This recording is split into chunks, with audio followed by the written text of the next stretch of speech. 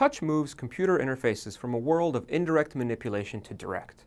That is, we no longer need a mouse to interact with software. Touch is hands-on.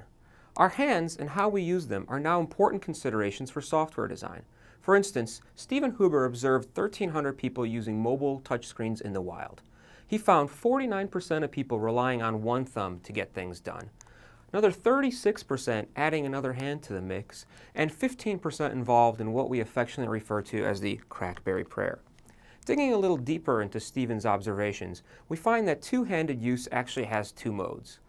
Almost 3/4 still use the thumb to tap on controls, and 28% count on a different pointer finger, like an index.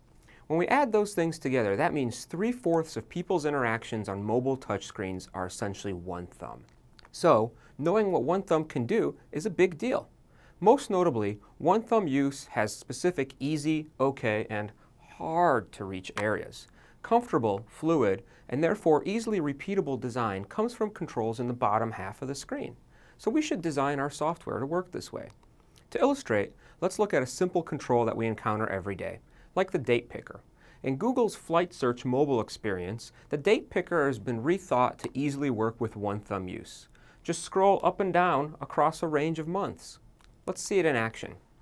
Here we are in Google Flight Search, and we can tap onto the dates, and then easily using one thumb scroll up and down, seeing where months overlap.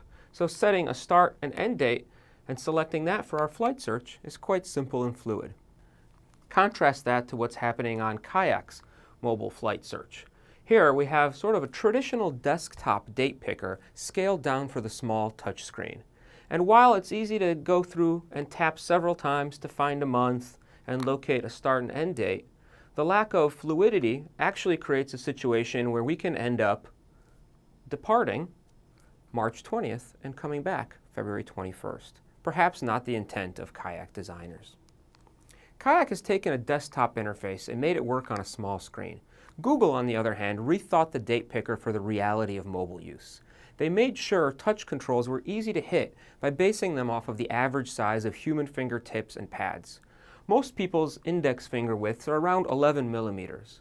But most software out there actually is too small to hit comfortably with a baby's finger, much less a basketball player. The reason we care so much about touch target sizes is that when controls are too small, errors can quickly add up. Watch the line progress and pass the 7 millimeter marker. Right there, 1 in 30 taps misses a target.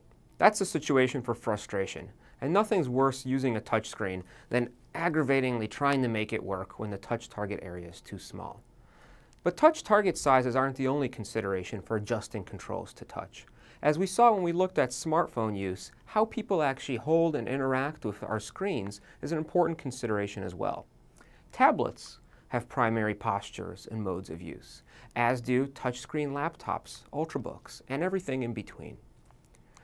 Rethinking existing software controls in light of these human ergonomics, like touch target sizes and comfortable modes of use, gives us the opportunity to create interfaces that are much better suited to today's touch-driven world.